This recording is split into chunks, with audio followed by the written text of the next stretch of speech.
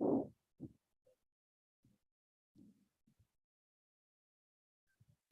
afternoon, everyone. Welcome to the Praxis 10 Plus seminar. My name is Denise Morado. I'm professor at the School of Architecture at the Federal University of Minas Gerais and also coordinator of the Praxis group. I will be with you throughout the seminar. And we have Professor Daniel Medeiros, who is a co-coordinator. Before we begin, I would like to point out that to listen to the talks in English or Portuguese, you should go to the IEAT's YouTube channel, click on the complete playlist and choose one or the other language channel. The complete seminar schedule is available on the event's website and on our social networks. And the recordings of each day of the seminar will be available on the IEAT UFMG YouTube channel and also on our website. If you wish to receive a certificate, you should fill out the form according to the link that's provided in the chat in today's description. Gabriela or Barbara, please share the certificate form in the chat.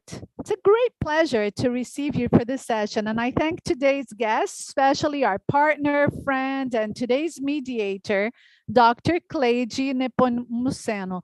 Our mediators will follow us to foster the debates with our researches with external participants. Dr. Nepomuceno is a public defender from Minas Gerais and a member of the Human Collective and Socio-Environmental Right Public Defender's Office. And she's also a member of the National Association of Public Defenders Special Committee on the Social Right to Housing and Land Issues. She is also a specialist in urban law.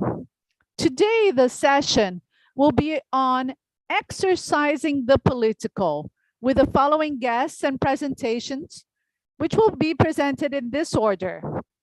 Bruno Fernandes de Lima, who will present the paper Violence in the City, Encrypted by the Practice of Language Games.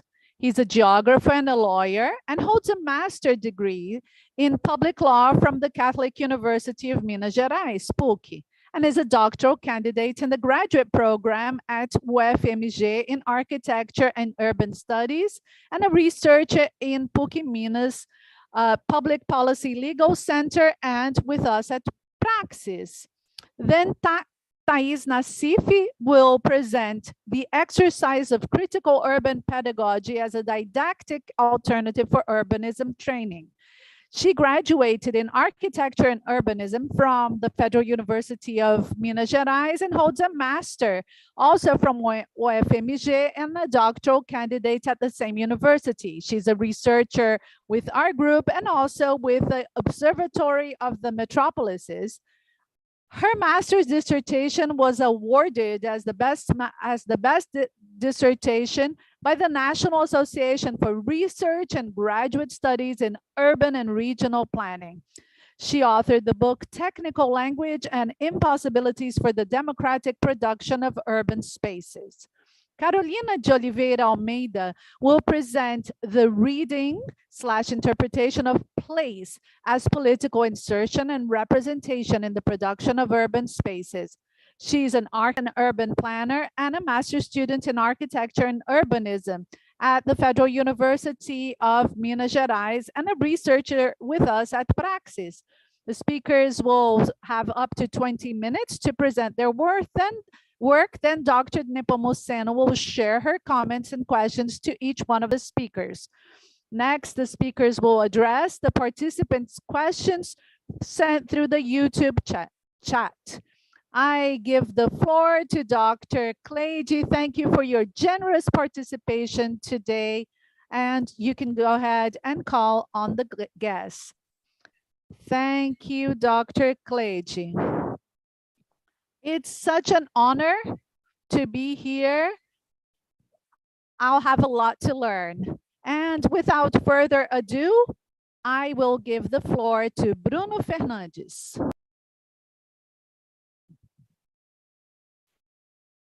Good morning, good afternoon, or good evening, depending on where in the world you are, which time zone. Good afternoon to those of you who are here in person and watching the seminar. It's a pleasure to be a part of this event. Like Denise has already mentioned when she was presenting me, my name is Bruno Fernandes. My name is Dr. Bruno Fernandes, sorry. I am a doctoral student, doctoral candidate here at the postgraduate program for architecture and urbanism and a member of Praxis. Today, I'm going to be presenting the work, The Violence in the Encrypted City Through Language Games. I am going to start sharing my slides. So I'd like to ask you for 1 second of patience, please.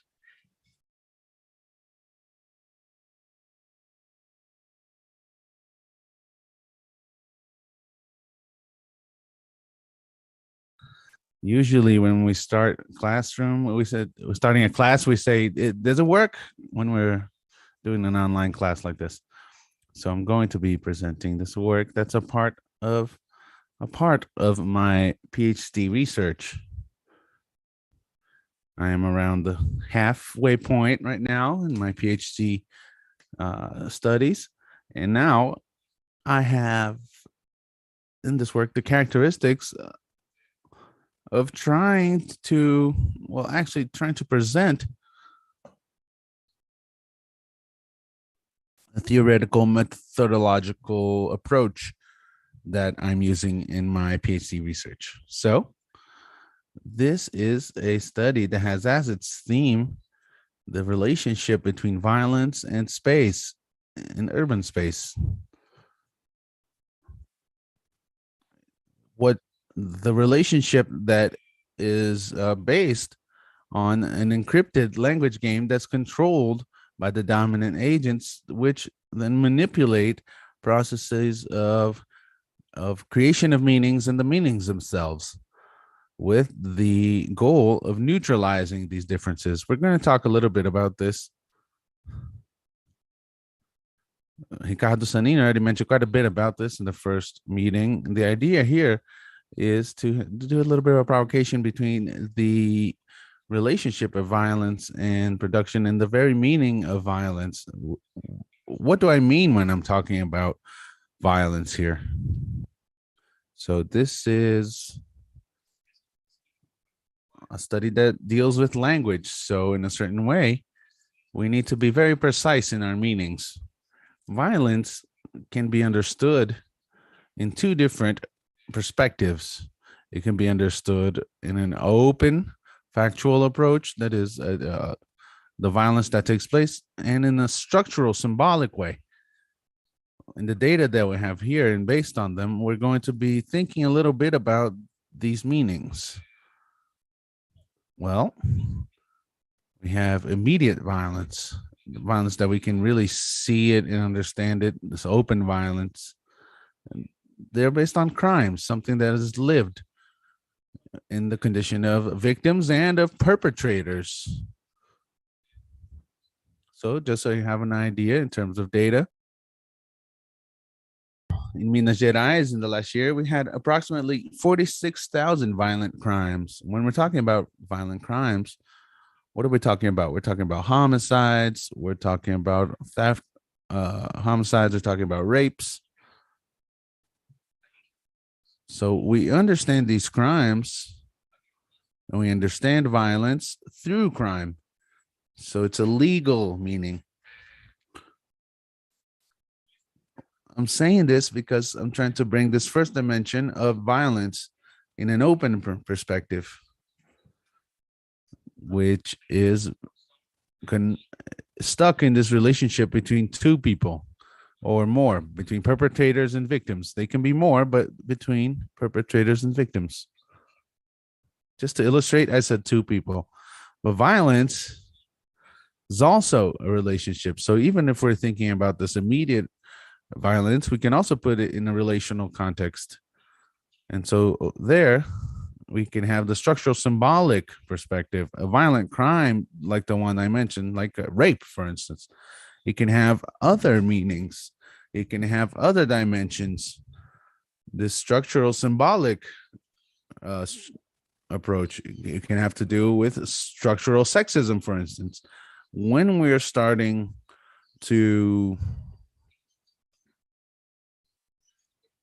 when we start thinking about these themes, we are giving another dimension to violence.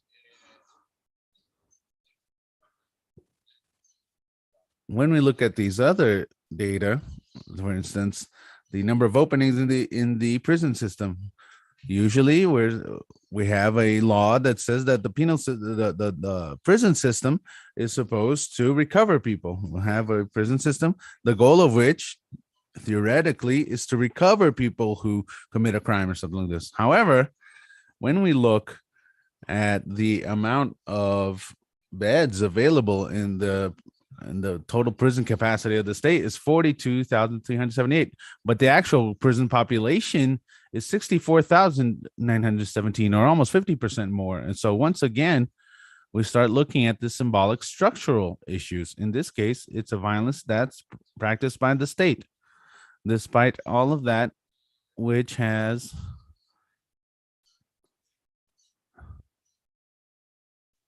these people are in jail. And when we see that the approximate number of the excess is exactly people who are in pretrial detention,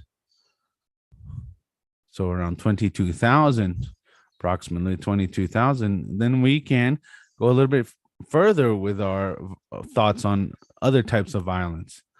So to expand this kind of perception of the meaning of violence, we have, for instance, in relation to prison population, we have a prison system. Out of these people who are arrested, 89% of them,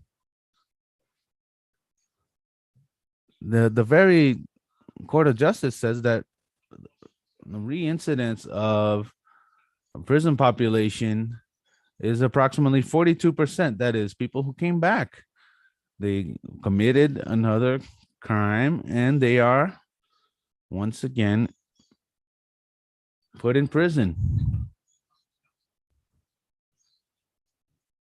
We have ABAC, which is an association for the protection of convicted personnel. It's a different kind of prison.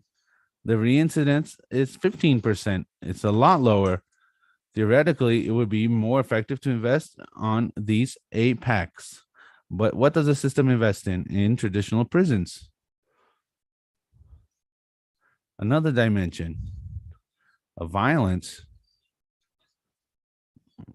Let's think about, well, what is going on between what is being proposed in the legislation, meaning that's proposed, and that which is actually executed. If we think a little bit more about our territory and we expand this notion of violence, we will see what happened in our state of Minas Gerais in the case of dams. So between 2015 and 2019, we had 2 large ruptures of tailing dams, and everything was apparently legal. All the licensing was theoretically okay, but in the end of the day, the dams broke, and we saw that their condition was very problematic, actually, unlike what had been told us. So we have the scenario, a generalized scenario of pressure from these tailings dams. Just here in our metropolitan region of the city of Belo Horizonte, 50 class 3 tailing dams, and they're the worst type. They're the ones that have the largest chance of creating some sort of harm, leading to some sort of harm to the population. But according to the legislation, it's all okay. So I start with these provocations to reach my theoretical methodological arrangement, which is to think of the practice of encrypted language games as a violent strategy in the production of urban space. Professor Sanin Estrepo, in his seminar, in one of the opening seminars last week, he was explaining the encryption of power. So he said that basically it's a way in which the power organizes itself violently to hinder difference, to destroy difference. And so democracy, it's to neutralize and deny democracy in democracy's name. So what this study is proposing is to think first and foremost of violence, which is present in the language game. Violence, the language game, encrypted language game is a kind of violence. Why? Because it neutralizes the other, it's inside this encryption of power. Differences are neutralized through the control of meanings. One way to do this is through legislation. Why? Because the law is an instrument. So it's an external instrument which might determine or might overwhelm the other. So encryption happens when these language games, the meanings that are being created by relationships are controlled. But controlled by whom? By dominant agents. And so the contribution in this relationship between the theory of encryption of power and the Bourdieu's practice. Agents act through actions, through strategies. And so encrypting the language games, this is a strategy. It's violence because of the denial and because of all the violence that it hides. In the production of urban space, for instance, it's these acts of violence that transform the urban space and organize the urban space in an unequal fashion, in an unfair way. So we have a variety of different examples of this in our cities, in our space, and we recognize this. When I start to bring certain examples from prisons, or even if we're thinking about the environmental perspective, if we think about what's going on, what are the populations that are inserted in areas which are risky areas, and how are they manipulated? The idea in this study from the theoretical methodological point of view, and this is the moment that I'm starting to advance from.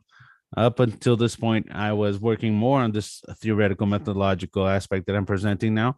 Anyway, it's treating this violence and these language games, the practices that are established as strategies in our language games, as a violence, because it represents the denial of difference, just like in the theory of encryption of power, and also because it hides violence through simulacra. So we have the simulacrum of security. In the name of security, a variety of these measures are taken. A lot of these measures are taken throughout our territory. In the name of security, we have the budget of a military police, which is an oppressive police, is 10 times higher than the investigative police or the civil police. What does this promote? This promotes mass incarceration and not crime solving, really.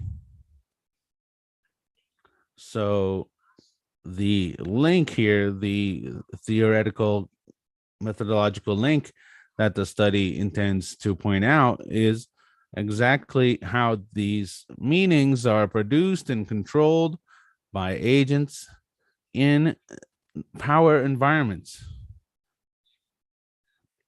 And so when we're talking about urban space, and we're talking about inside of these environments, the manipulation of the legal text themselves. So at first, it seems like they don't have a side, but dominant agents are able to control this meaning. This is what happened, since I'm talking about Brumadinho, and this is also another example that I have in the article. This is what happens in the rulings in relation to the two dams breaking. So first, we had one that accepted a ruling that authorized the use of judicial bankruptcy by Samaco, so that it can negotiate with a more flexible way with those that are owed money by it. In that ruling, the social function was not related to any of the people who were hit and suffer from the impact of what the company happened, but the social role was used to make the company itself feasible despite all that it had done. This is a manipulation of language. This is dominant agents controlling the meanings that are available, especially in legal texts. Why? Because legal texts in the state that we have, like Professor Sinning said, over the last 200 years, as he mentioned in his seminar,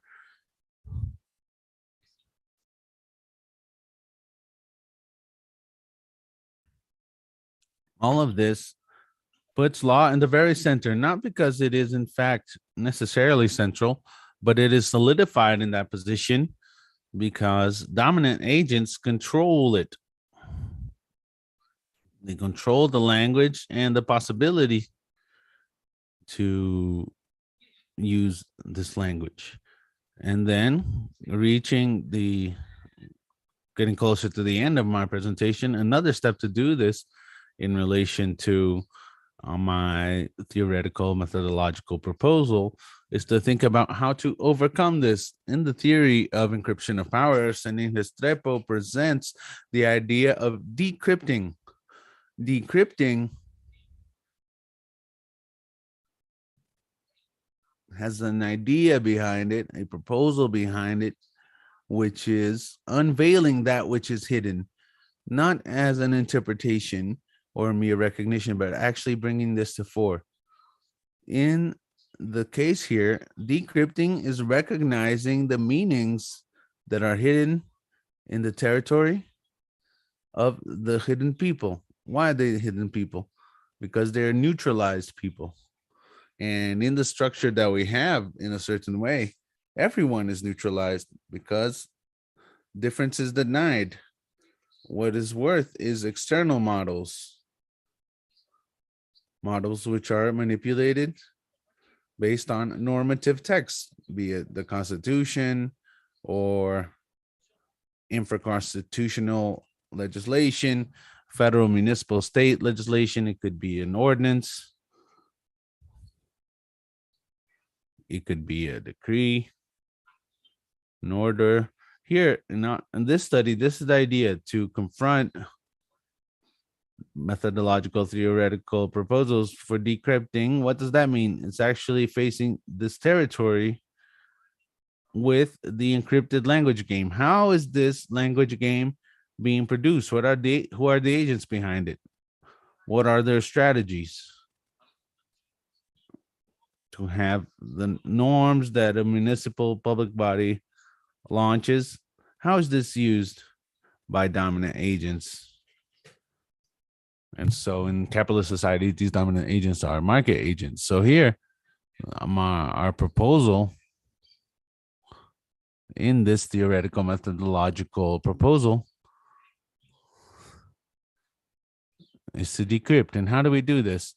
Based on reading the place, which is another way of looking at the territory, of trying to unveil this territory, not through technical components, which are also mentioned, not just from the outside in, but trying to perceive them based on their territory from inside to outside. Well, I'm not going to go any further. I know that I'm running out of time. And we can talk more later.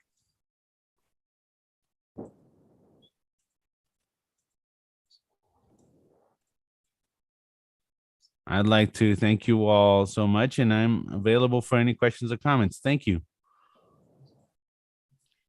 Thank you, Bruno. I already have a lot of thoughts in mind, but let's go ahead with our plan and hear from Thais Nassif and hear her talking about the exercise of critical urban pedagogy as a didactic alternative for urbanism training. Thank you, Cleide. I'd really like to thank Denise and everyone at Praxis for this invitation to be a part of this seminar. I can say I've been a member of Praxis since before it was Praxis. So I've always been involved with the discussion and research in the group. So this is very significant that I'm here with you reflecting on over 10 years of this research group. I'm going to share my screen. I hope it's okay. Well,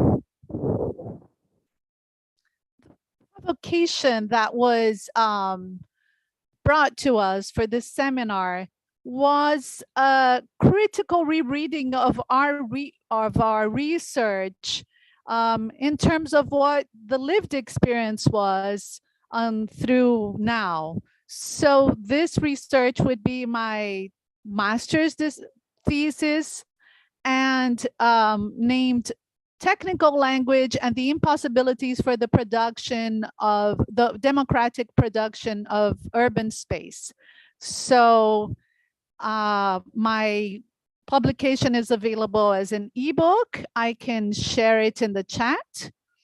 And facing this provocation to come here, what my thesis touched upon and the importance of which became even more evident from then to now is the issue of communicational capacity of science. We've had in the last few years an explosion of denialists and fake news, and this issue began to be much more central for all of us who work with the creation of knowledge. I think the work I'll be presenting today, it's related to this point because one of the objectives is to carry out a critical analysis of some of the media that's used to communicate about the city. These are institutions that share what we produce in architecture and urban studies in a way that's accessible for a lay public. The way I am carrying out this critique in my article is from a didactic point of view. It's also a result from my teaching experience after I defended my thesis. I was able to be a volunteer teacher at the Federal University of Minas Gerais on participatory budgeting. And I invited the students to produce instruments, communicational instruments, and the exercise of producing these communicational instruments, I named them the exercise of a critical urban pedagogy. This experience as a teacher, it really made me mature my critique, and I put forward some suggestions and recommendations of what I learned from and for the production of communicative instruments that are interesting for not only the exercises for training, but all of those who are interested in engaging themselves in the production of these documents that try to communicate technical knowledge to carry out outreach to the lay public. Before I go into the article itself, I wanted to tell you a bit about my master's thesis. So I followed two processes of participatory budgeting. So I was able to analyze them through my theoretical framework of Foucault and Bourdieu, and I discussed the coercive power in our field of language, this power of language in our area it goes much beyond the enclosure of knowledge, and it has to do with symbolic domination, the power of symbolic domination, the capacity of silencing those who do not dominate this language by those who do. In this scenario, in my master's thesis, I also discussed which should be the role of specialists in contexts that intend to be democratic and based on Dewey and Paulo Freire. I advocate for the proposal that specialists should be able to decipher the complexity, technical complexities in their fields, which are relevant for citizens in ways that the citizens can be empowered to analyze and judge politically this knowledge. And the form of building, of construction of this ability, according to these authors, is through the accumulation of shared interactional knowledge, and with intimacy of these specialists with people on the ground, listening to their experiences, listening to their modes of learning, connected to the experiences of these different groups. I'm kind of going ahead. I don't know if my slides are matching up with what I'm with my talk. So it's in accordance to this normative ideal, and also in the intent to train these professionals who are able to facilitate public debate. So when I was working on my master's thesis, I started working with the concept of urban pedagogy, which I bring to the work. This term, urban pedagogy, it doesn't have just a single definition, but most of the authors are concerned with the insertion that's assertive of training schools in the communities in which they are enmeshed, inserted in this strategy as a strategy that's pedagogical. And some other authors use this term to advocate for strolling around the city, the living experience of experiencing an embodied in the situation in the city, which comes from the idea of situation is dérive. And this term, I want to value the urban experience in and with the city as a substrate that's very rich for reflection and pedagogical practice. But I also want to add a third term from critical pedagogy that comes from Paulo Freire. So the idea of critical urban pedagogy with enmeshing them with ideas of emancipation. And this didactic exercise, which I bring about in the production of this material, is an idea that you learn by doing, that you integrate these interactional experiences and the identification, the apprehension, the choices in communicative tools, with a focus on the experience in the city. So I call this an alternative because I'm exposing this practice in opposition with technocratic approaches that are diagnosis and solutions based, that I have found to be very common, especially during my training in urban studies. So I brought you some examples of some of these communicative devices that are, I will show you some problems that I found in these materials that I've been collecting for a few years. So it's important to say that an important part of my educational approach is that the students themselves have developed a critique of the outreach materials that exist already, not just So the first example that I bring to you that is here on our screen, this was a material produced by the state of Minas Gerais. That was an instrument of citizenship as on urban design. So it's all based on a character. He's called Mr. Urban. The idea of building this character, it's interesting. There may be an approximation, but when this character is portrayed as anyone who lives in the city, so there's a flattening of the experience in the production of space.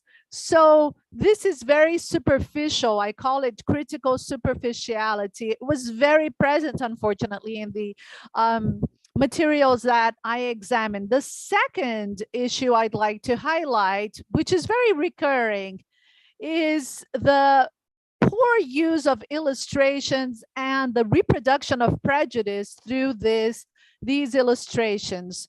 So here we have a leaflet produced by the Secretary of Cities, the Office for Cities. Here it says, learn how the city is produced. So it's talking about the reproduction of inequality by the city, but the illustrations, they don't add information to the text, but they also bring about an opposition. There's a slum, a favela that is surrounded by dirt, and then houses surrounded by greenery. They don't represent the reality of our favelas. They present them as undesirable, and we know these stereotypes don't help to understand the dispute for the city. And the third example I bring is a leaflet produced by Polis Institute. It's an organization from São Paulo. It's a 2005.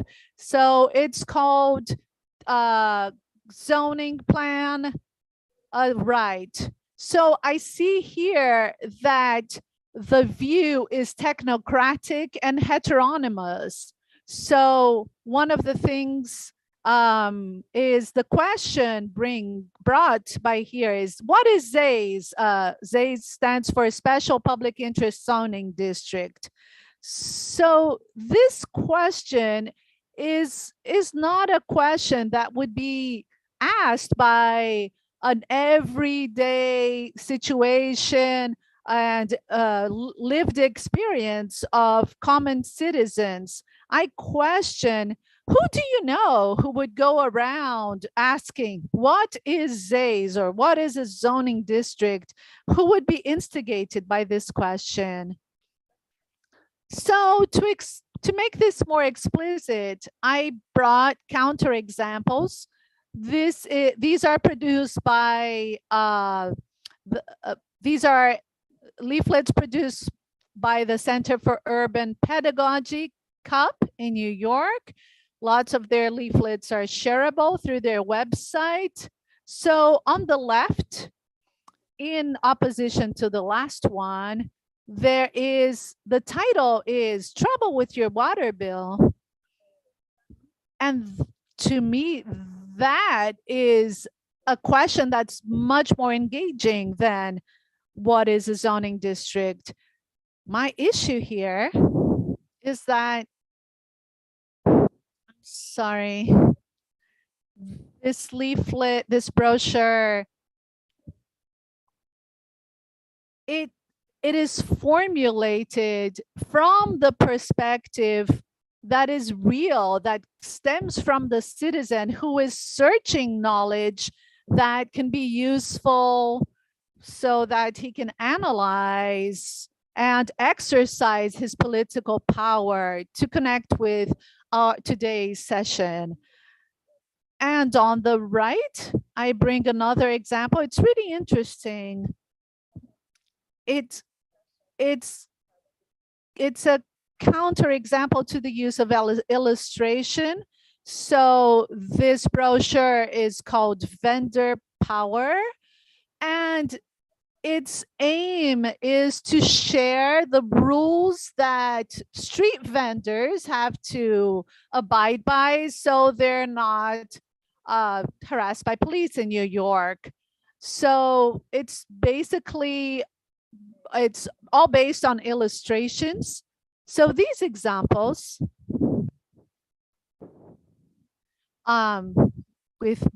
based on them and others that I analyzed also in my experience of discussing these issues with my students in classrooms.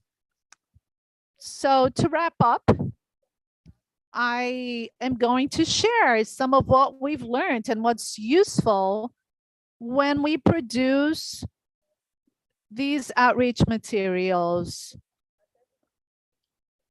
And also as a reflection in relation to all of this issue of our capacity to carry out science communication that's being so put in question recently. So one of the recommendation is the identification of concealed demands and asks from that are legitimate from the population in the context in which you're working. So you should be looking for the real demands of groups and collectives that are diverse, and from then build those materials that are also connected to our interests of what we think should be discussed in cities.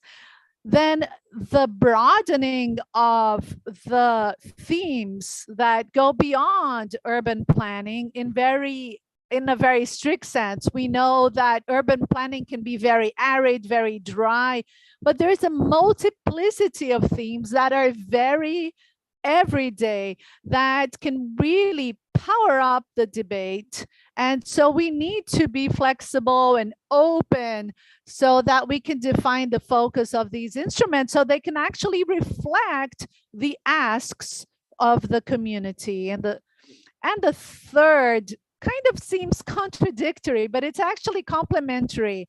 So concision in the theme that is approached, but so we have to be flexible, but we have to be focused, we have to be concise, because sometimes these communication instruments, they end up being very superficial and not useful, not attractive.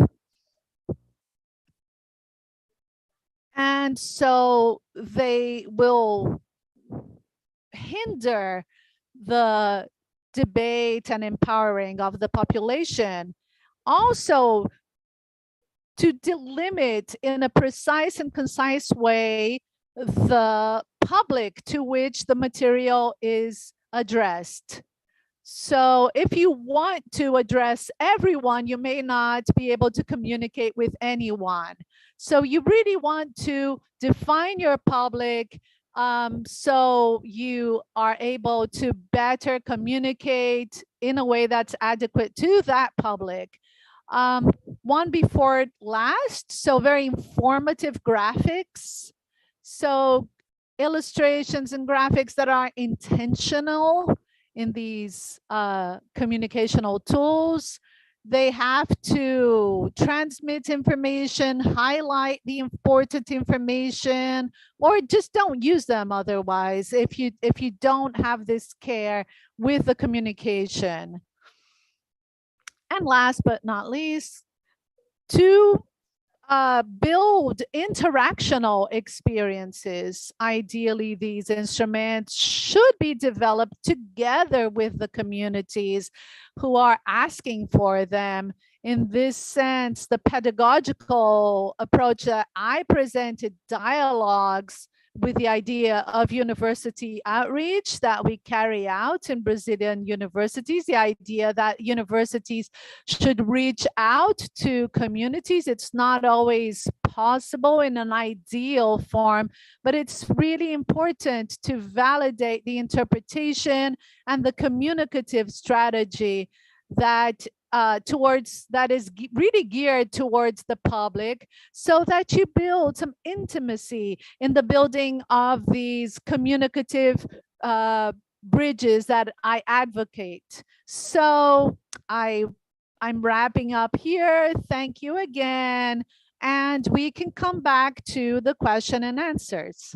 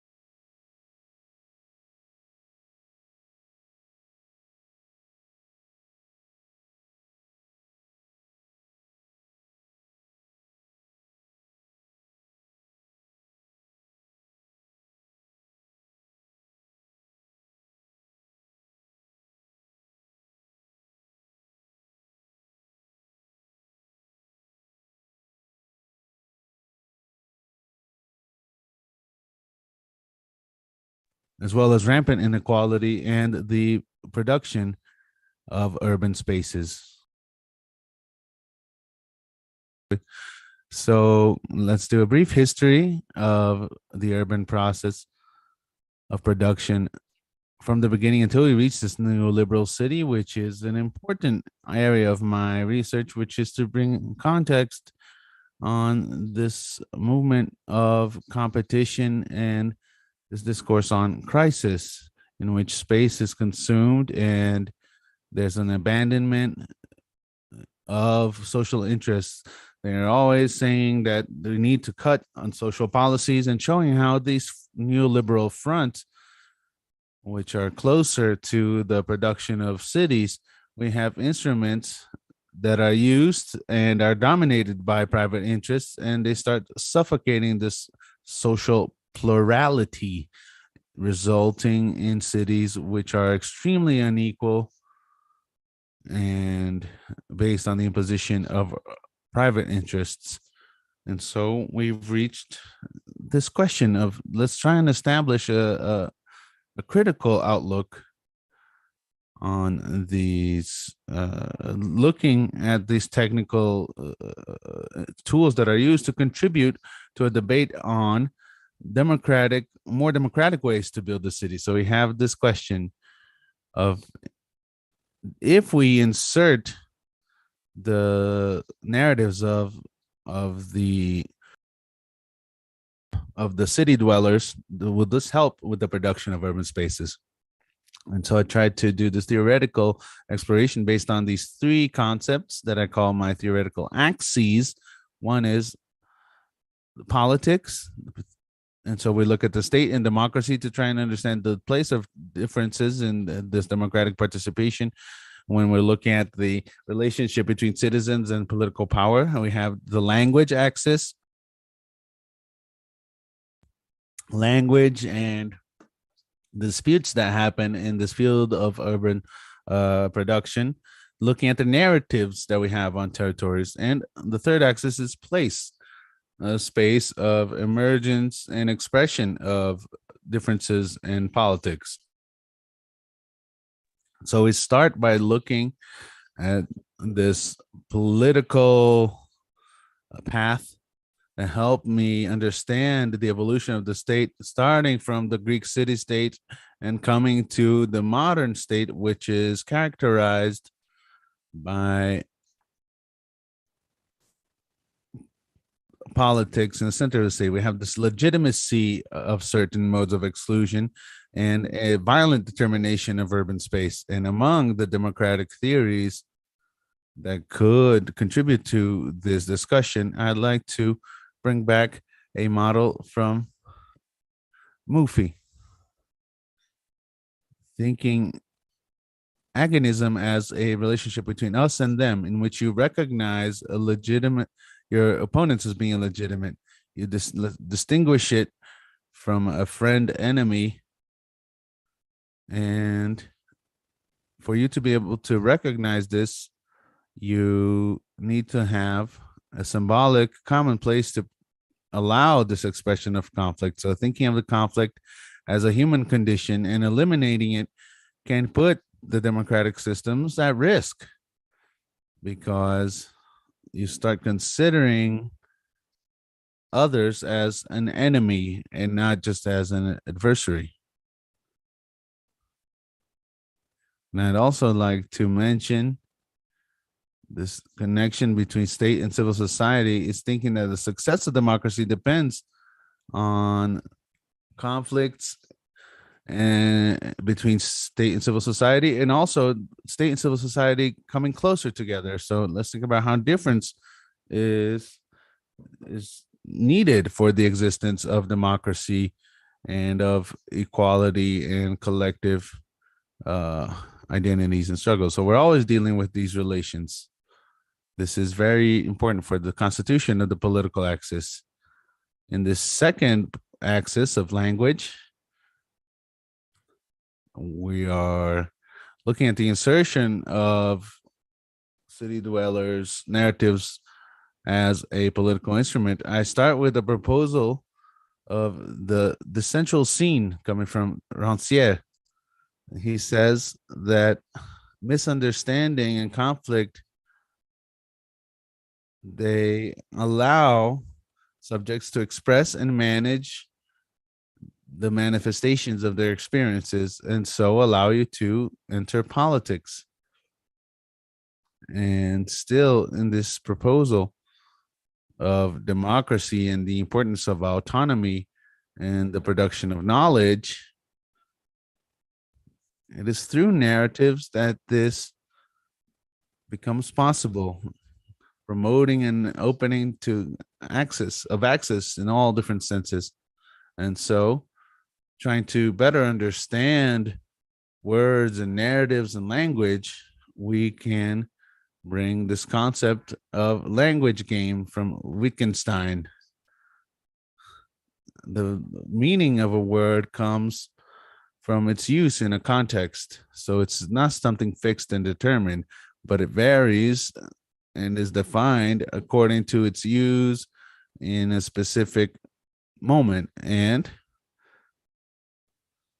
going a little bit further, we can also talk about the discussion that was mentioned by Sanin Restrepo in the first day, as well as by Bruno today, which is this theory of encryption of power, which means that this idea of power is what? The meaning of things is imposed in a violent and silent form by the dominant factions onto others. And for us to decrypt, it is necessary to understanding how this language game takes place, how it was built, a construction that takes place through the primordial exclusion of difference.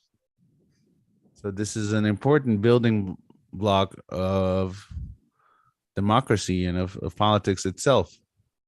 And in the third axis, finally, we must try and understand the territories. Territories emerge from places. And the places are the place where identities and differences relate. And so this discussion about power, politics, and encryption of power is always inside a place. So it must understand it as a locus for identity and a scale for day-to-day life. And we have some approaches from human geography. We have Cresswell, who says that a space becomes a place when it is used and lived in. So the experience is central in the concept of place, and normative constructions of place that exclude others, be it physically or as existentially, are constantly contested, transformed, and resisted by those who are excluded. So Massey also says that the place is not static. Places don't have single identities. They don't have limits or boundaries, but they are constantly permeated by these conflicts. And in this discussion to try and connect these three axes, I try and put urban diagnosis and the reading of place side by side. And so urban diagnostics, when we were thinking about public policies, and we're reading the place as a sort of a different point of view, a different understanding of the same territory. And so to understand these urban diagnostics, I make a choice through PGE, which is the specific global plan, which is a planning tool here from Belo Horizonte, and which is compulsory to approve actions in any place in the municipality using the participatory budgeting resources. And so the plan of this tool already shows a certain fragility in the methodology, in its participatory process, in which we have steps which are fundamentally based on parameters and conditions that are strictly technical. And I think this affects a lot of points of urban diagnosis, which compartmentalizes all of these spatial issues and reduce the whole territory into a list of problems that can be solved. And PG has a little bit of this, even though we might have a huge advancement because of this instrument, it's still very fragile.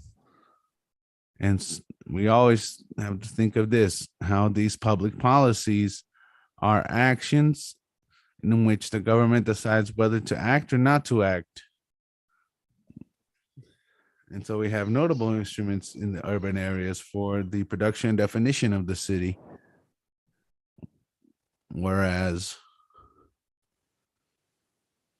we can think about this reading of the place, which is a proposal for trying to understand, as Denise Morado mentions, and not just trying to paint a portrait of the territory. We're going to try and understand it based on those who occupy the space, the citizens, those who are actually living, trying out things in that place. And so we have a platform, which is the Leitura do Lugar platform. The choice of the platform is reinforced by me being close to the development of this tool together with the praxis groups. And the goal is to systematize the narratives of city dwellers in territories and presenting new forms of reading and presenting this information. So it's a social technology which seeks to further social inclusion and to provide an external place to the market and to different areas that might affect you. So the participation and construction of knowledge is very important, especially coming from the users, the city dwellers in the territories. And here I have two small images showing a bit of the platform. The idea is to have all of these narratives of these city dwellers. We have images, media, videos, audios, and this should be related to the lines of analysis, which are also related amongst themselves, and also spatialized, geo-referenced in a map so that we can have access to these narratives spatially. And to wrap up, and thinking a little bit about where my research is going and things that I've been thinking about in this sense. In the sense of the political, we believe that these processes and public policies operationalize a discourse which imposes identity equality and which seeks interventions that are standardized. So it goes into different territories and excludes a lot of difference and a lot of different possibilities that people could bring in their day-to-day lives, which on the other hand, reading the place is to look at these different places. It lends space to the expression of conflicts. It gives space to different ways of identifying and understanding this place.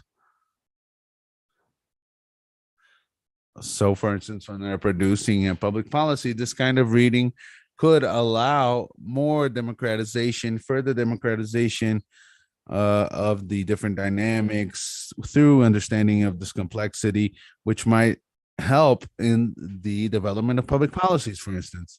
In the language axis, when trying to understand these possibilities of making decisions on the city, I use categories and identifiers which come from urban diagnostics and revitalizing this whole violent imposition of meanings. And so through exposing and deducting that these processes capture language, they keep themselves distant from this dynamic in which we have what makes sense to those people who live there on the one hand and what's being presented in a encrypted manner on the other. So how is it that urban diagnostics deal with a static place with clear boundaries and always seeking to define it through a categorization of that territory, which for urban diagnostic makes sense? There's a certain makes it homogeneous to standardize interventions. And so this becomes a site of excluding practices. And so one may deduce that the dweller, the narratives of the people who live there can help us untangle all the different singularities in that place and of different singularities in the territories, exposing all these different conceptions, identities, and conflicts that exist in that location. So our proposal is not just as an answer or an alternative to these policies, but actually presenting the possibility of rethinking and almost a test of sorts. Maybe that at the end of the study, I have an unexpected answer, but the idea is that both reading the plays and using the platform can help us lead us to a new thinking, a new way to exercise the political. So it's in this sense that I'd like to share this study, and here I'd like to give you my contact info. I'm completely available for us to go further in depth to this debate.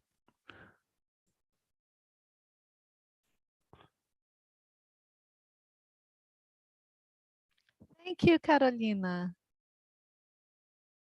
Once again, I'd like to tell Denise Morado how surprised I was and honored by this invitation to be here today in this seminar as a mediator. As Denise said, I'm a public prosecutor, and because I work in the area of the right to housing I've done this for years.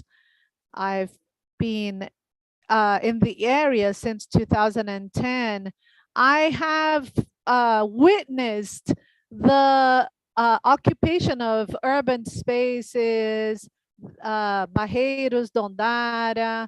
So I've seen these conflicts on a daily basis, not only by these urban occupations that have conflicts, but also following the municipal policies and all the problems that are highlighted in urban interventions in these territories. I'd like to say that it's good that the municipal organism office, it's called BELO.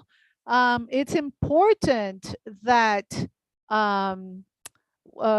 this area exists, but we critique and question the quality of this intervention. So my presence here is for this dialogue, and this enriches my work tremendously. It makes me think, it makes me reflect, and this reflection with the academy that with the university and research. So this hasn't started today. We've always been in interaction, and this aiming at solutions so that we can guarantee the rights of all of our communities, our informal occupations. The talks today were magnificent. All of them have in common the issue of encryption of power and language, and law is in and of itself an area where there is encryption of language and power. So I like the example that Adson Mascaro brings. He says that in law, the idea that everyone is equal facing the law, and it ignores the privilege of the dominating class and ignores the idea of the contractor and the contracting of those who are contracted. So if we are hiding inequality in capitalism, so we see the encrypting of neoliberal ideology in law. So when we talk about encryption, it's essential to discuss this in law, because law is essentially encrypted. I found all the talks exceptionally interesting, and all mentioned the encryption. I'm going to comment. I can't see the chat, but I'm going to do a few comments here. So when Bruno talks about the violence in the city that is encrypted by language games, it makes me think that because of public safety, what this makes evident in the public policies for public security versus social assistance, social work. I'd like you, Bruno, to comment a little more on this, on how this language game is related to this evidence for more police forces versus social work. Referring to Theis's talk, when she talks about the urban pedagogy, so we'd like to reflect that we're starting to discuss the urban planning of Belo Horizonte, and I'm part of the discussion committee. And I'd like for Thais Nassif to comment a little more on science communication and the importance of this technique that she proposes in the discussion of our zoning district discussion. How can we build together in a participatory manner a zoning district planning process? How do we allow people to understand the technical language so that they can participate? As somebody who is an operator of the law, one of our issues for zoning district plans is that it has to be participatory, because this is laid out in our legislation. We don't want it to be merely formal. How do I, as an operator of the law, as an agent in the law, how can I promote that the zoning district planning is actually participatory? Carolina Almeida, when she presents her work, and especially talking about the specific global plan, this establishes a dialogue with work that we carry out with PGE, which is our global specific plan. It's not directly related, but for example, one of the main issues that we face with the residents is that the PGE, the specific global plan, it is carried out by the urban planning offices. So they talk about the families that need to be removed from the areas, but the execution, the resources, the funding. So between the execution of the plan and the plan itself, 2 to 3 years go by. So there's a lot of conflict between the different offices that are encumbered with the process. So there's the community is not stagnant. They diagnose a community, but within those years, the community changes. So we receive a lot of questions of the specific global plan. But what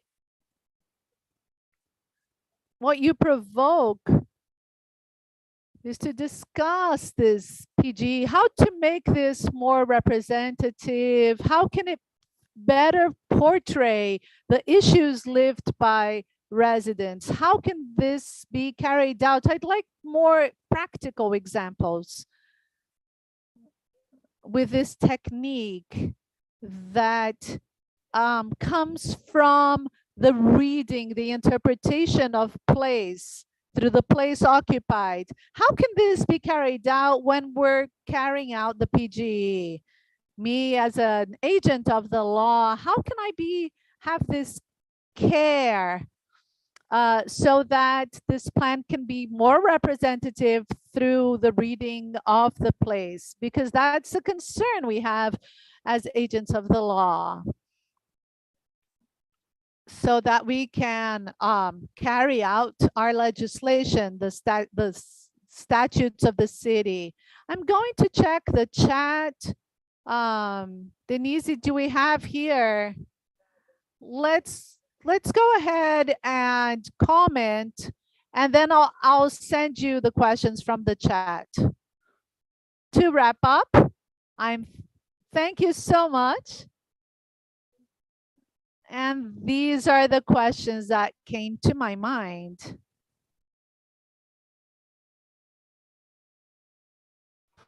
You go first, Bruno. I think you're the first, right? Yeah, we can do it in the same order.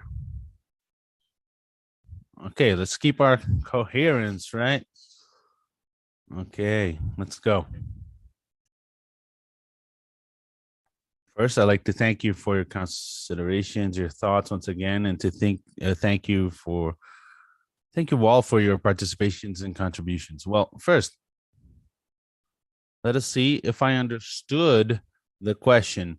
You're talking about how these security policies are end up being manipulated to further expand the field of repression and oppression, or what we're recognizing as violence, instead of what it actually should promote, at least theoretically speaking. Correct? Is that it?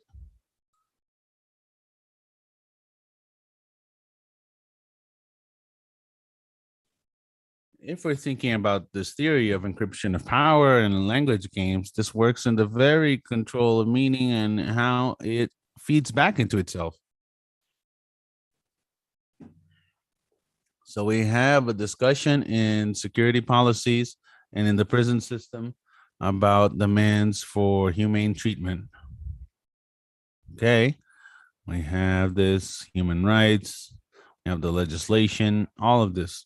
We have a case, for instance, where prisons have too many people for their space.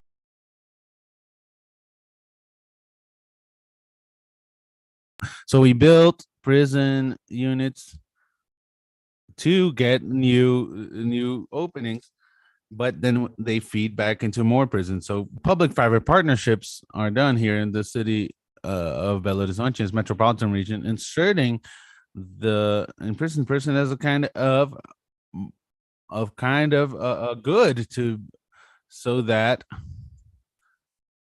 a private actor can get profit from people who are imprisoned in their facilities. On the other hand, we have this demand. We have a large amount of crime that needs to be combated. So we focus on repression, which is that first direct fight against it. So we can look at how meanings are directed, how they are controlled, so that public administration continues stepping back in the way that interests certain agents. Which agents? Though we're talking about concession holders who are managing these public-private partnerships, which in the case here of the metropolitan region of Belo Horizonte, we have the administrative concession model in which the state pays you for everything. So that's one of the aspects. In the field of repression, we get into that old logic. We have a lot of demand. We need to control crime. It's going up. So what do? First, we invest in repression.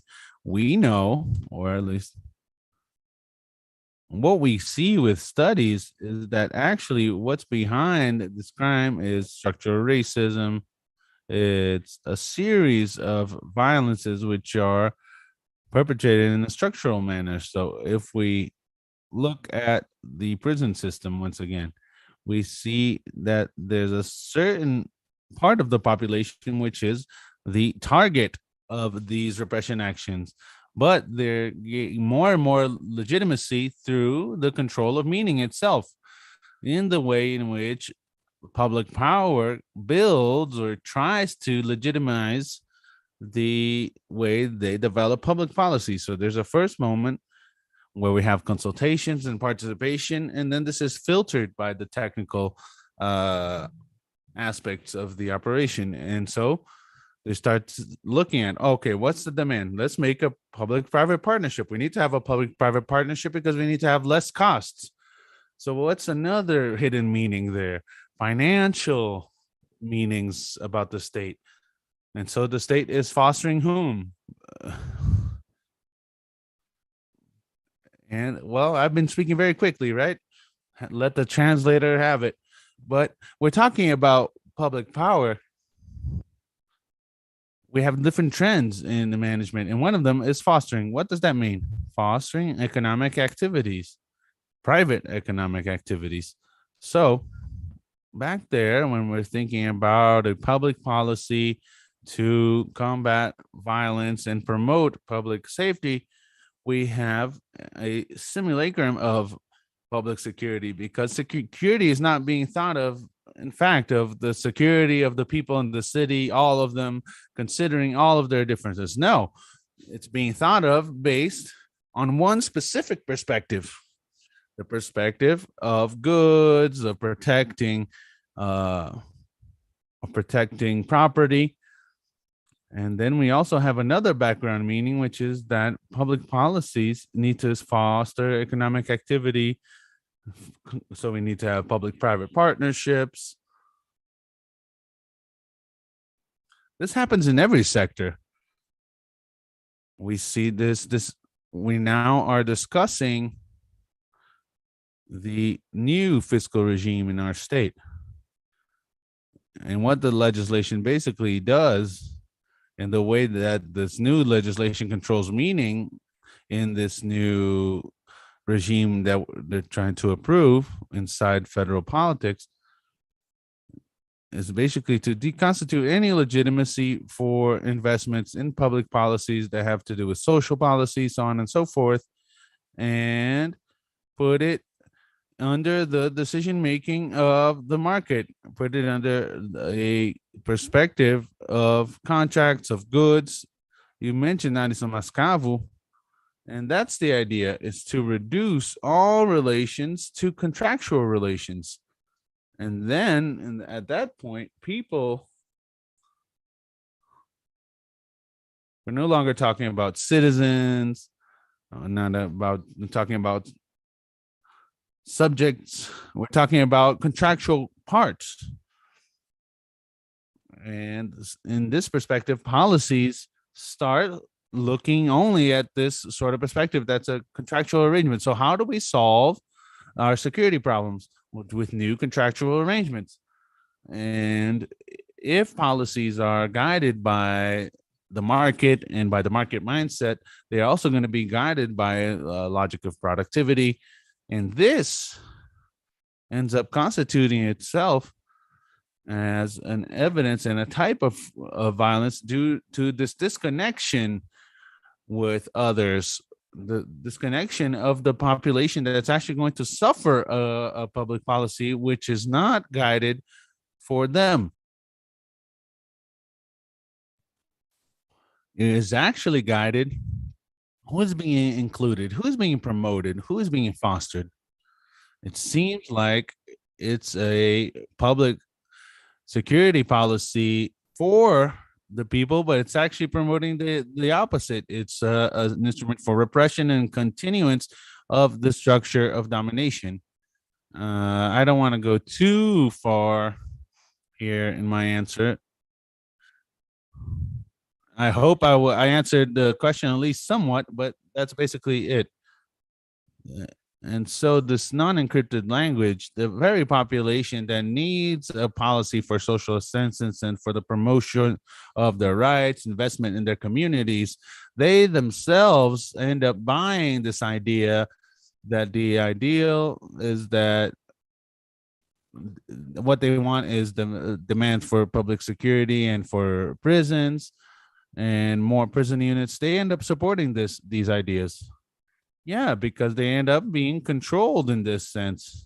The whole structure of constructing the policy is to lend legitimacy to the language as domination. Language as domination is very intrudes in people's thinking, and it's a kind of symbolic violence.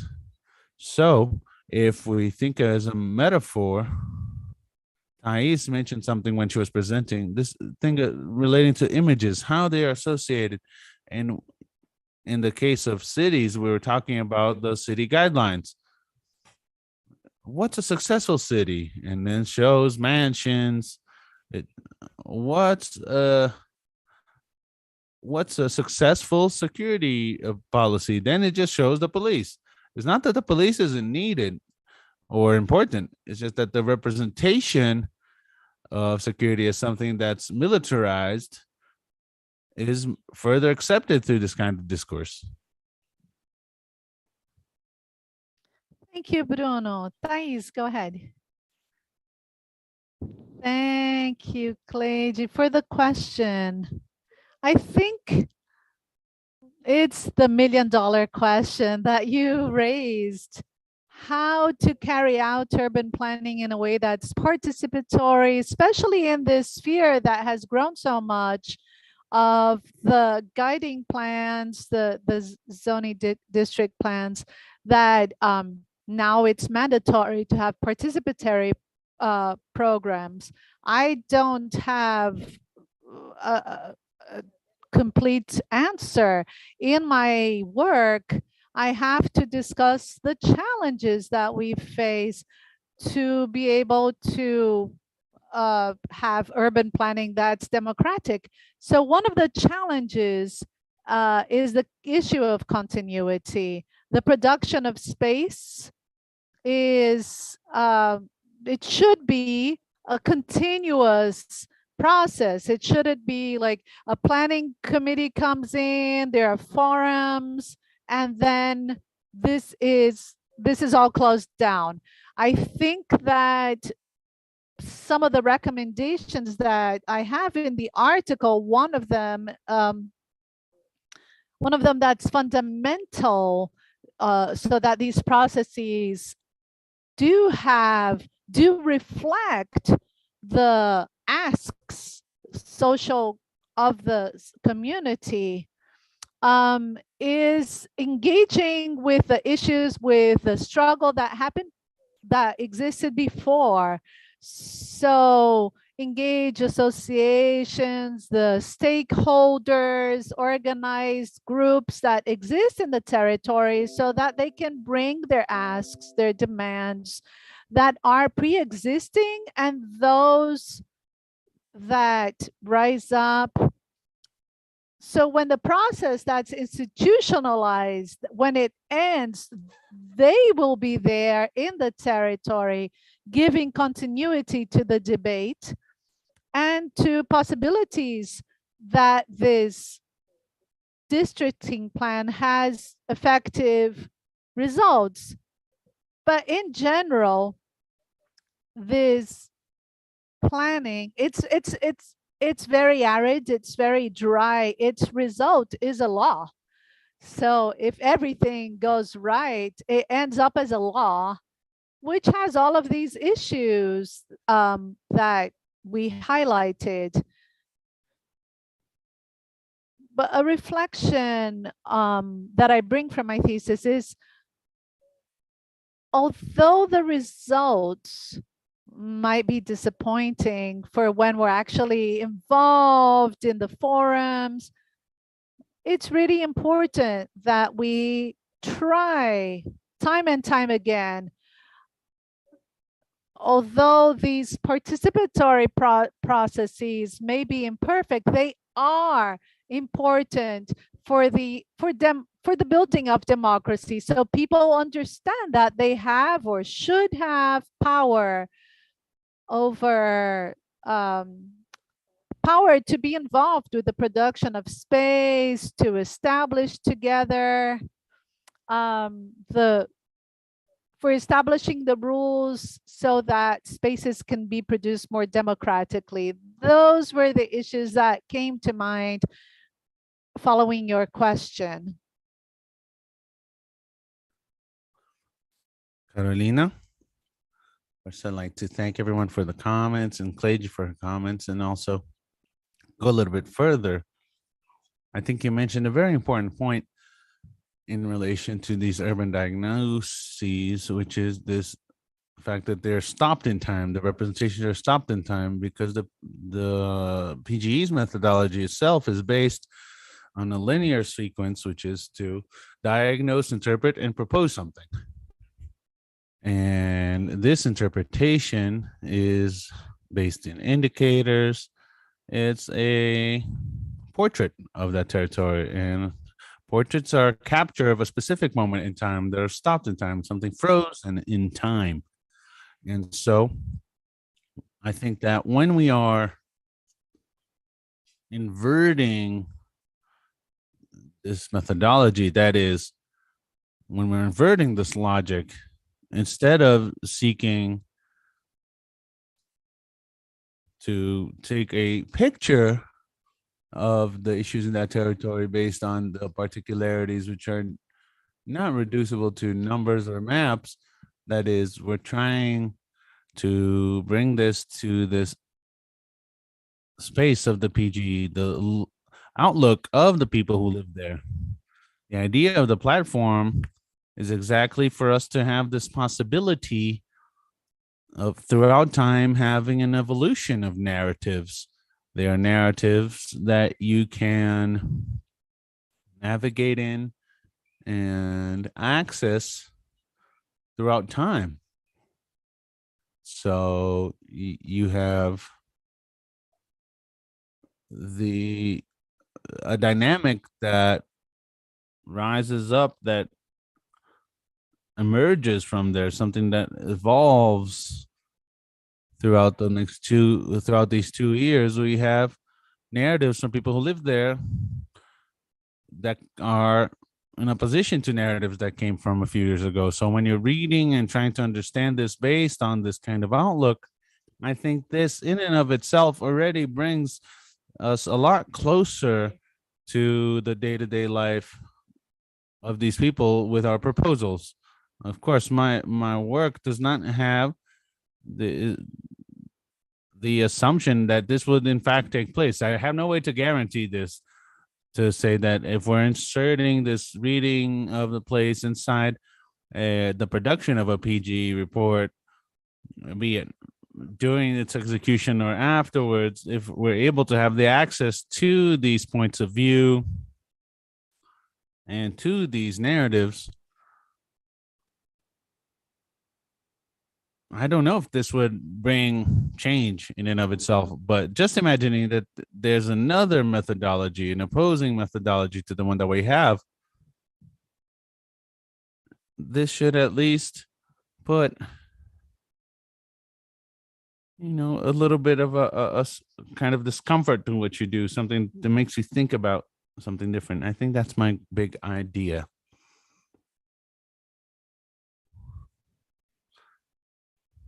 We're talking about democracy so much, so let's look at the questions from the people. I have a question from Thais, from Thiago Canacheri. What are the conditions needed in the production of an international experience? An intermediate object, an interface, sharing activity, sharing a space, doing things together. How to build a deep involvement in specialists in the interactional experiences that can create the conditions for a more effective sharing of that which is, it's interactional. It's interactional, not international. So I'm going to read that once again. What are the conditions needed in the production of an interactional experience? An intermediate object, an interface, sharing an activity, sharing a space. How to build a deep involvement of the specialist in this interactional experience that can create the conditions of a more effective sharing of that which is sensed. So interactional and not international.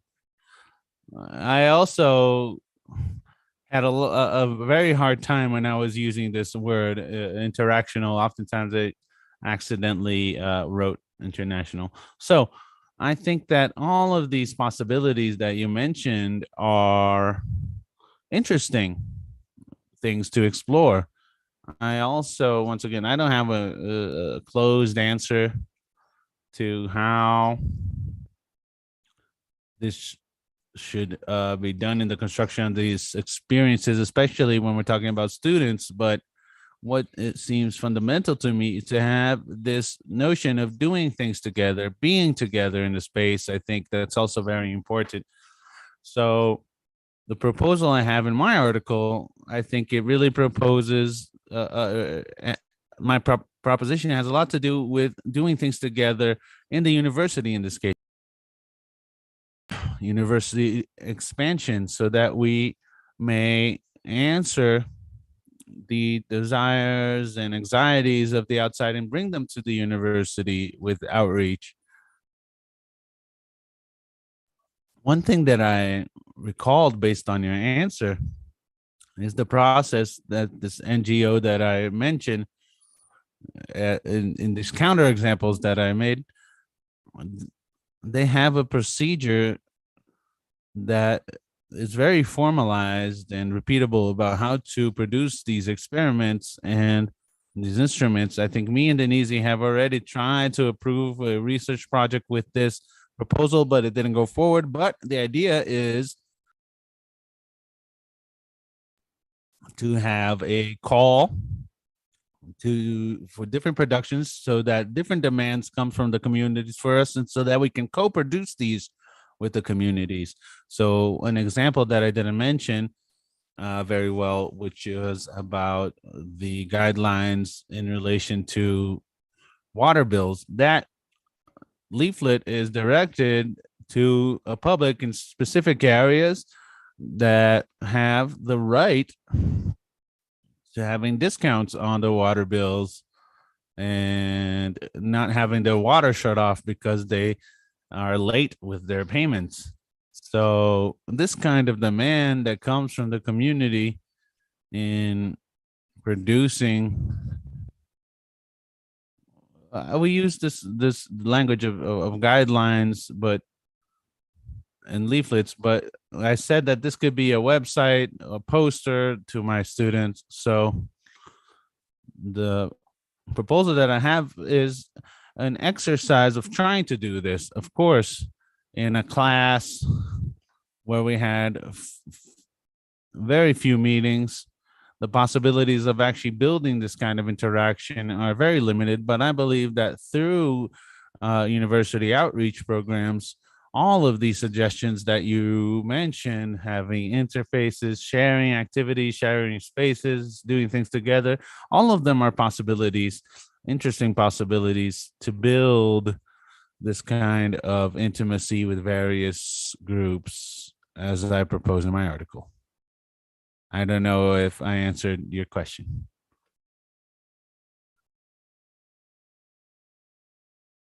Question for Carolina from Flávio Soares.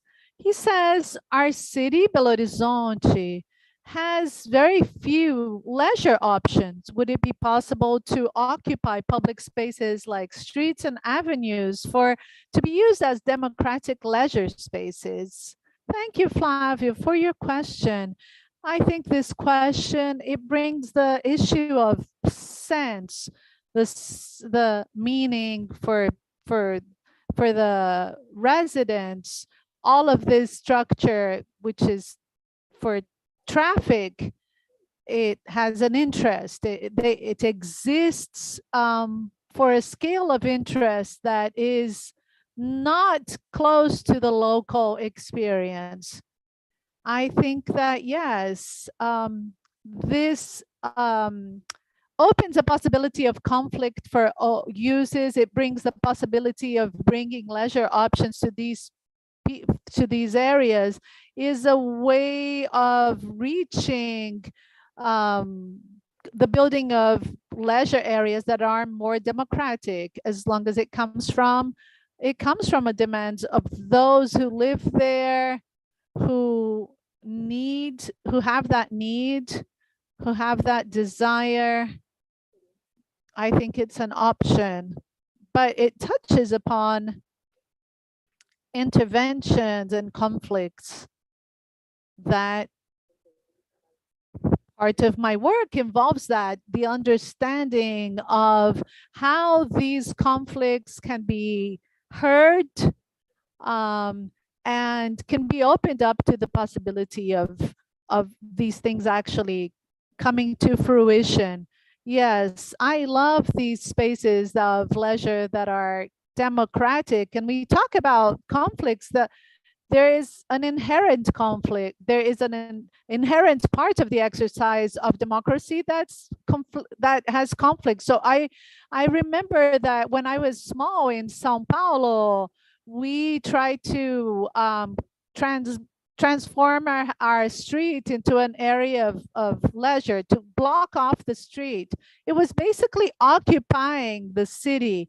So I have I had this a sympathy for the idea of occupation from a very early age. So also another question from Thiago Canatieri. How does violence change throughout the times? The idea of what is the relation and historicity of the idea of violence? First, thank you, Thiago, for the question. I mean, what a question. You see, Thiago and everyone, violence has contingencies. It transforms itself. It is historicized. And I think it transforms itself through the law. Listen to what I'm trying to say.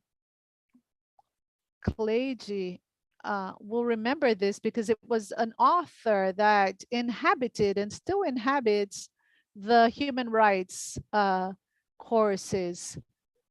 The discussion of the era of rights, he talks about violences that are become really condemned, like torture, violences that in certain points were normalized, they become rationalized and then negated. It's interesting. From the 20th century on, in the rule of law, the international treaties have created little rules for war, which is kind of surreal.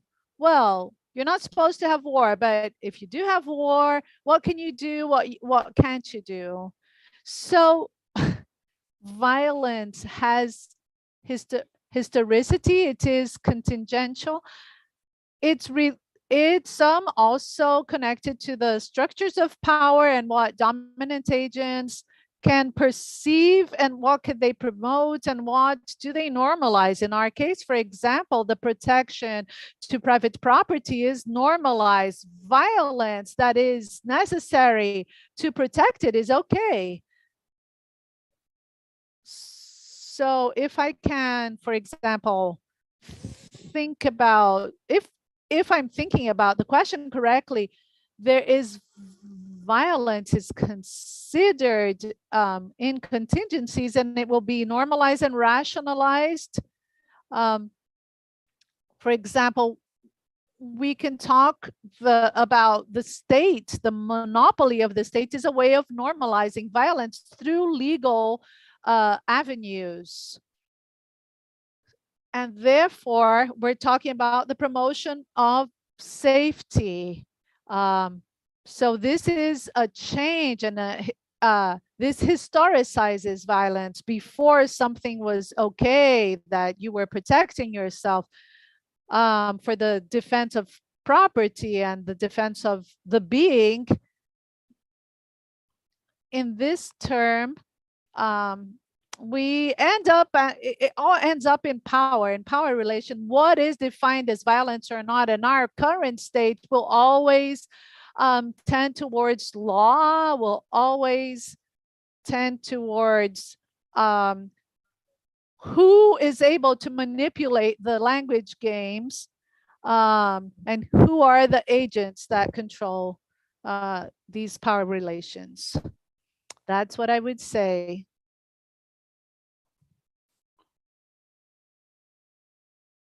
Denise, do we still have time? If you want to make some final comments, you do have some time. I'd like to make a brief comment from outside the session, but at the same time, being here, I can't help but be here while watching here and this work and on the proposals of everyone who's been here thus far. When Thais was talking about our attempts of trying to work with proposals in which there was a very important issue which was enabling the people who lived in a given region to be a part of the process, the decision-making process in relation to the production of the city. This is always a very important point for Praxis, to bring city dwellers in such a way that they change the decision-making processes, which are always violent, as Bruno has mentioned, and which are not very democratic, as Carol mentioned. And so we've always strived towards this possibility because, Cleide, this is a bit farther from the participatory process in which people participate, but they don't actually change the decision-making processes.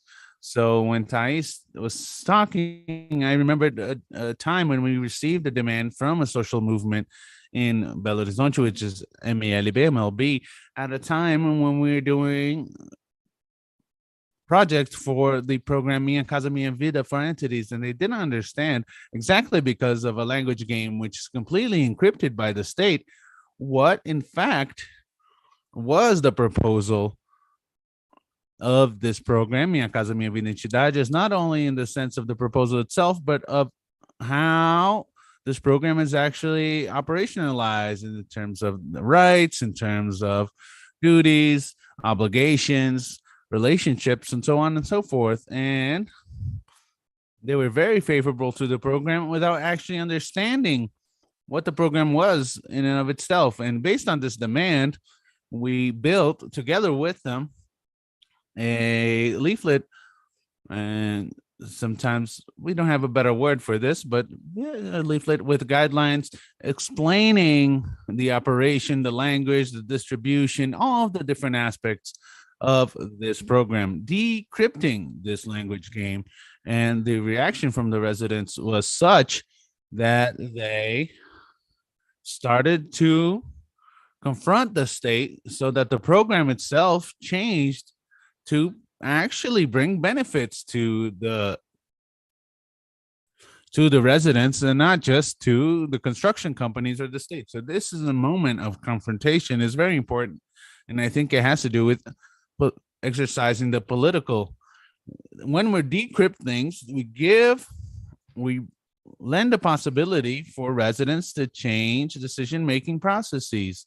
This doesn't mean that we guarantee that they will get involved in changing the process, but the potential of this possibility is amazing in this political context that we're living in which we have a very anti-democratic game going on. So that was a comment that I'd like to make.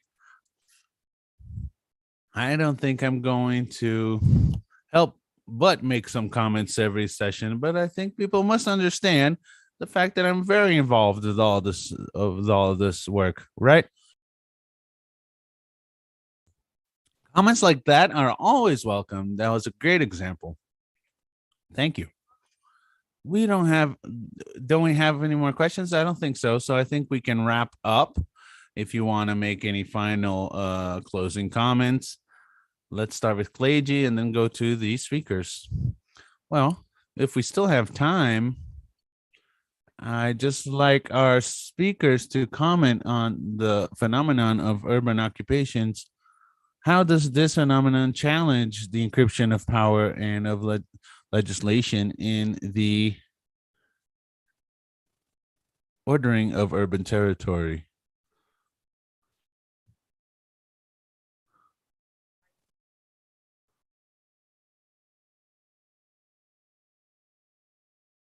This is more to do with Bruno.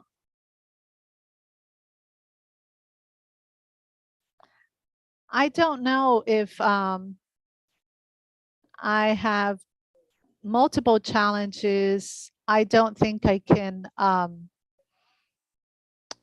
discuss this issue. Do you want to go ahead and discuss it, Bruno? Yep, I can go ahead and. So that's a great question, Cleide. I think yes, in the sense that occupations they fracture the habituality of the organization of the territory.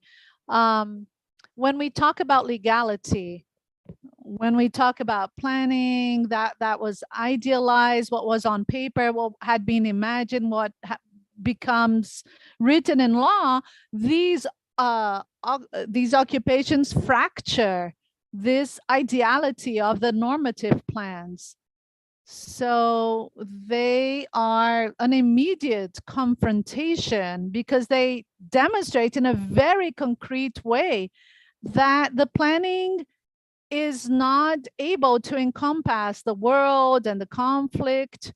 And it could be a problem that in the time of planning, in a democratic deficit that we're discussing, that these occupations, when they rise, maybe when it has to do when we talk about in the encryption, neutralization, making that which isn't working, it seems as if things are not working, but actually is the normal functioning of the system. So in this sense, these occupations are a first moment of unveiling of that which they are trying, of what is being attempted to be hidden.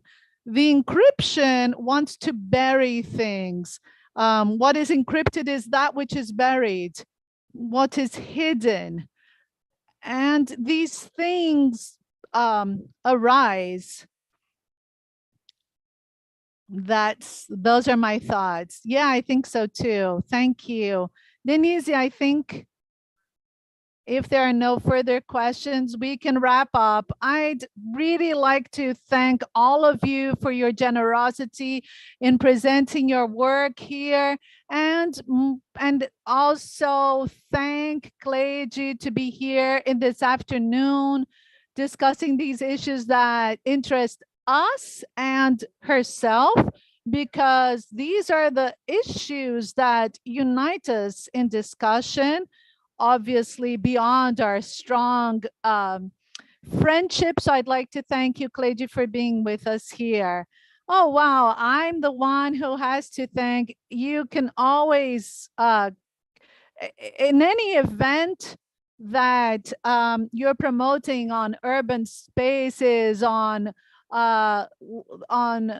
law and urban spaces, you can count on you. You can count on me. It's really good to interact with the university and society. I'm going to ask Flavio to wrap up the session. Please stay on so we can say goodbye to each other. Thank you to everyone who's watching us on YouTube, and see you next Monday when we will have the session called Constructing Knowledge with André Soares, Jerusa Lustosa, Juliana Linhares, and Marcela Silviane Brandão, and the person who will be here, Jovite de Paula, who is an activist for the right to housing, who lives in Nova Lima, next Monday. Thank you to everyone. Good afternoon. Flavio, wrap it up.